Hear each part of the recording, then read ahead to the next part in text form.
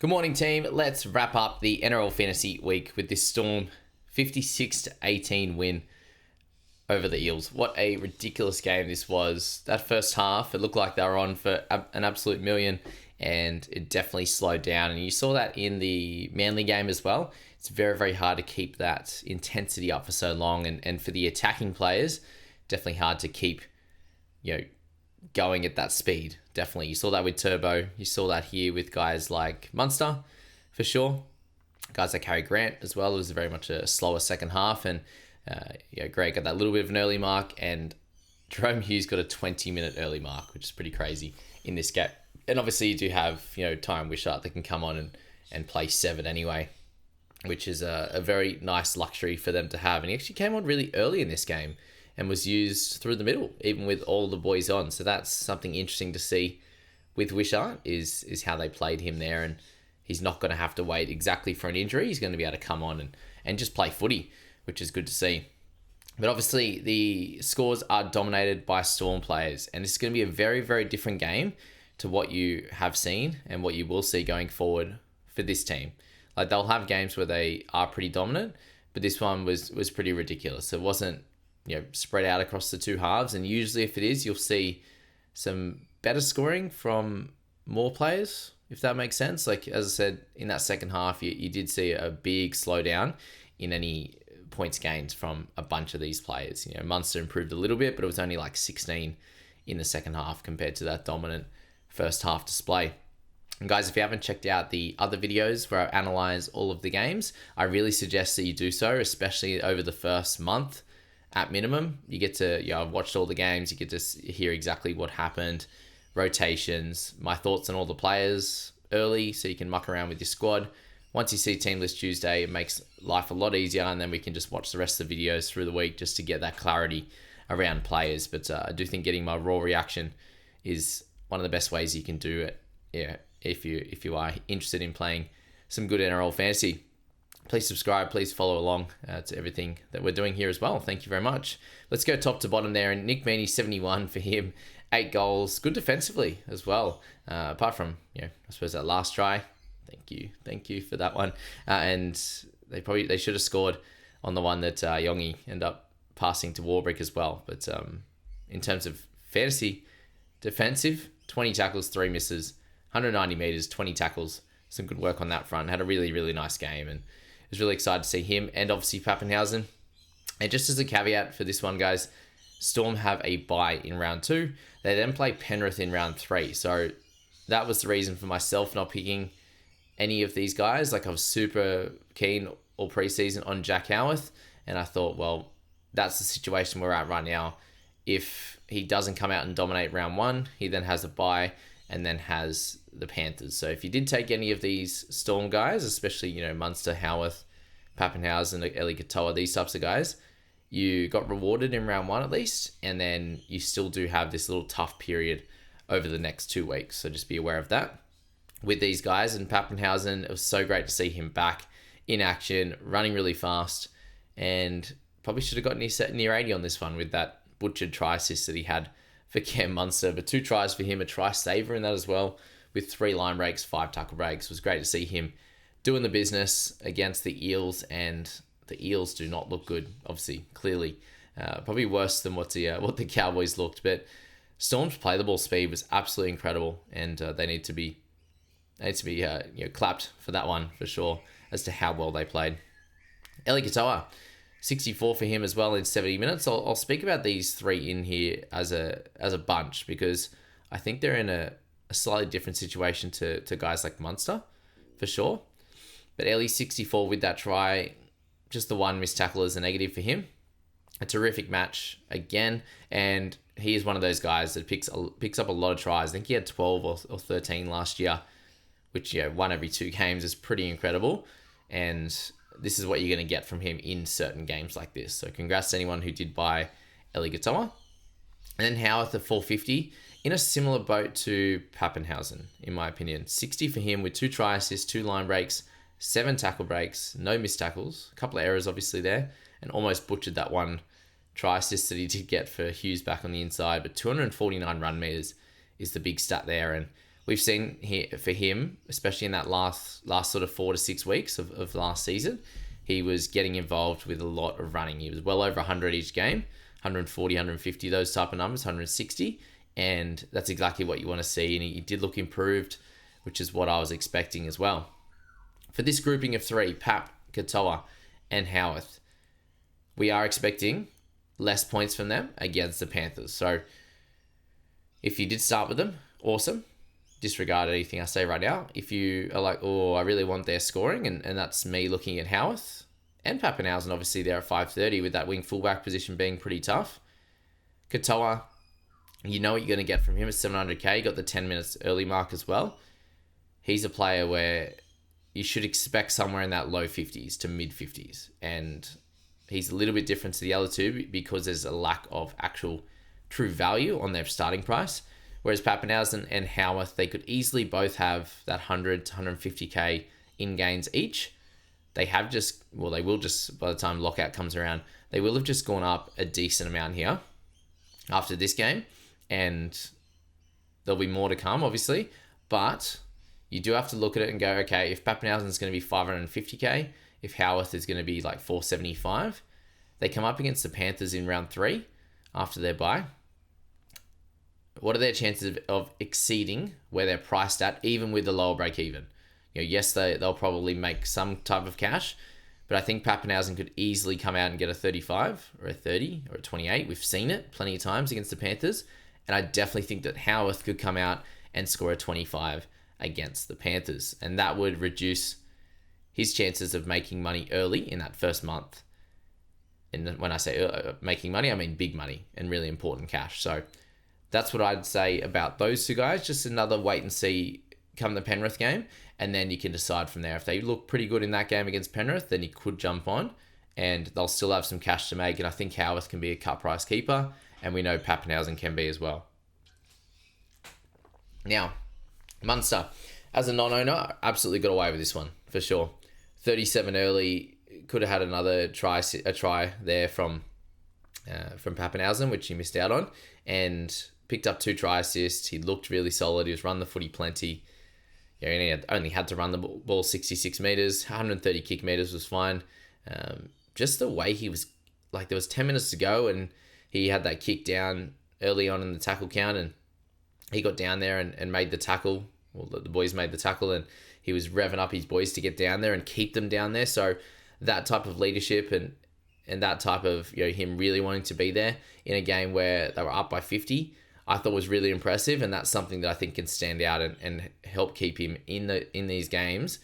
Or if he can stay in these type of games and play the full 80, that's awesome to see. He wasn't the one to get a rest. And I understand there's, Katoa and Hughes, Katoa the big forward, and then Hughesy coming back from a bit of a niggle that he's been carrying. That's why he went for the 80 before them, and Grant had to go through the middle. I think Munster's going to have a great season, and that 53 is a really good start. I'm just glad that it wasn't a higher one. And with Munster, you're putting him into a bracket where he can score well against the best teams. Like, it doesn't change too much for him in terms of what he can score against the better teams versus what he scores against the lesser teams. So he's in a different bracket to the 3 above. We know that Munster can do it against the Penriths. He's done it against New South Wales, and he's done it in big games before. So if you look at his stats against the better teams, he actually scores pretty well. So 53 for him, a solid score. He'll make some cash, and he could definitely be a buy in round 3. Xavier Coates, a really good game for him, 49 points. So for him, for how dominant he was in this one, picked up a line break, 2 tries. To still get 49 there.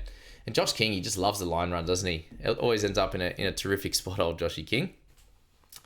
Hopgood, 47 for him in 72 minutes. So definitely could have been better. Big minutes for him was great. Only it came off for the 8. Wasn't at the end. It was through that sort of, with 20 minutes to go, he came off and then did return.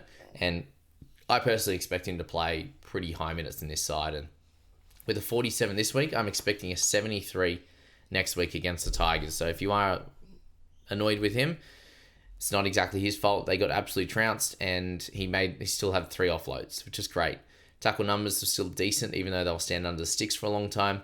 And run meters at 115. Yeah, no tackle breaks. I think some attacking stats will come over the next few weeks, and that 47 will turn into a mid-60s or a 70 especially if they if they have a close game next week. I expect him to be on the park for a long time. They absolutely need him.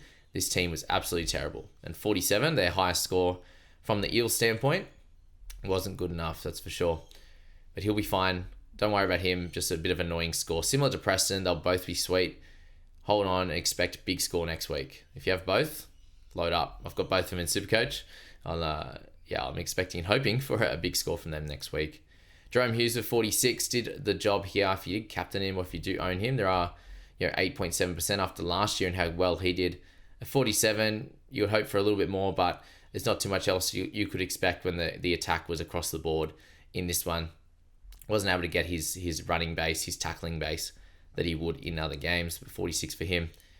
Pedicini, 45. I think he looked really experienced, to be honest. He ran the footy really well. He had 6 tackle breaks, no errors, 182 metres, and he should have had that try from Yongi where he went out the back to their winger instead of going short to him. He would have went over basically untouched and would have had a 60 score in this absolute demolishing game. He looked awesome, so very impressed with him. Obviously on Brown's side when Moses isn't there, that was really cool. Bloor, 42, he had like 10 at half time, so a big improvement in the second half. Got his 3 offloads, his token 3 offloads. He actually looked really, really solid in running, and I think that he will eventually score better this year.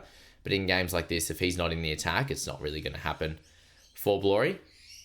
But a 42 solid enough if you did take him. Harry Grant, the annoying one, I think, for owners of him. 40 for him in the 75 minutes. Did pick up a try, picked up a line break assist there, and it's 28 tackles, 2 misses is the frustrating thing. For owners, obviously, you weren't able to get a lot of tackling. I think they had him at 3 misses, so they dropped one of those down. Only 59 run meters in this one. 1 kick out of dummy half and 1 error. So if you did buy him over Watson, you'd be frustrated with this setup, but it also wasn't the type of game for Grant. There's way too many points. He needs some play happening through the middle, whereas it was more on the edges for sure with how flimsy the Eels defense was. So hold him steady. Hopefully he can score well against the Panthers, but you knew this was a thing. He could easily get 40 or 50 in round 1. Then you had a bye. Then you had Panthers, and you go from there. If you decided to buy him from round 1, you knew that was coming. And if you got 50, would you be feeling the same? Like, it's 10 points. It's not the end of the world. But yeah, that's that with Grant. Not too much to say. You're not selling him. Don't be silly. The Arrow 38, Jack Williams 38, Warwick 35, along with Volkman. Some people were looking at Volkman, but 374 just felt a bit much, and the team was very, very poor. But he had all the kick meters basically at 446 and 22 tackles as well. Wishart played the 48, so that was interesting. Dylan Brown, 32. He picked up a couple of try assists, and I can't believe he got 3 try assists in Supercoach. That was an absolute mess. Stefano, 31 for him, 42 minutes. So obviously didn't have to play big minutes, but he also looked gassed. And I think it's the thing we see from him. It was also very, very hot, so there's probably no point absolutely destroying your middles as well. So expect him to have a really good showing against the Panthers, and I do understand that people are looking to sell him, and there's worse sells, but there's also easier hold. He's an easy hold as well. I think at 600k, yes, he'll lose some cash, but your team's not going to demolish every week, and there will be games where he does score tries himself and he goes for 70. So he could get 31 this week and 70 the following week. Lomax with a 30 for him, couldn't do too much. Kicked great goals. Defensively, he looked pretty solid, 16 for 1 miss, and did have 3 errors though. Obviously trying some stuff. Happy with Yongi in the end. Happy that he got 178 run meters, but he did have 2 errors and 4 missed tackles at the back.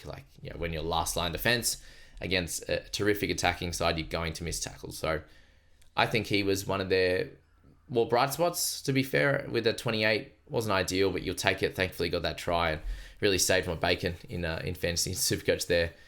A nice consolation try to round out round 1. That's what I thought for sure. Charlie Geimer, 27 for him.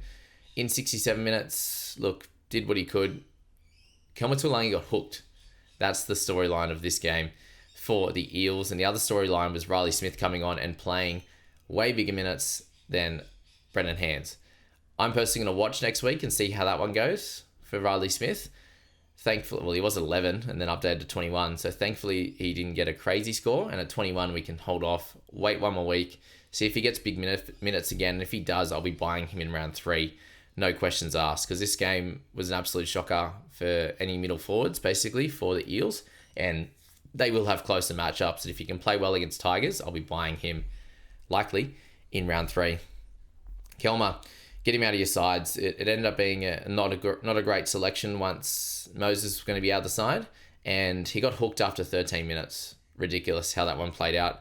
And then he was lucky he got back on the park when Jack Williams went off for a HIA, I believe, and picked up 18 in 61 minutes, missing 4 tackles.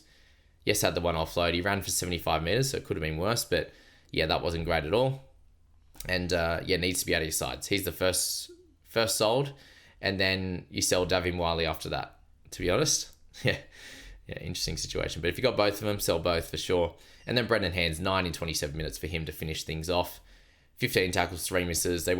Coach wasn't happy with how he played, obviously, through the middle. And it was very hot as well. But yeah, they kept Riley Smith on for the rest of the game. So that was pretty interesting. Jake Tungo, what about the him trying to pick up that ball that was going sideways with a cooked arm? Wonder if he's going to be there next week, just based off that potential injury. And we'll leave it at that. There's plenty of talking points out of this game. Eels won't play much of a tougher opponent going forward, so expect them to improve. Expect the Storm not to beat every opponent by this much. Yeah, in the heat as well. Very impressive outing from them. There's a few teams, a very strong top 4 or 5 at the moment, and we'll see how they all go. Thanks so much for this one, guys. Make sure you check out all the other videos, my 5 things I learned from the NRL video last night. And we're going to see my Supercoach results, then followed by my fantasy results. We'll get Mitch's video tomorrow morning, and then we'll go from there. Thanks so much, guys. We'll catch you in the next video.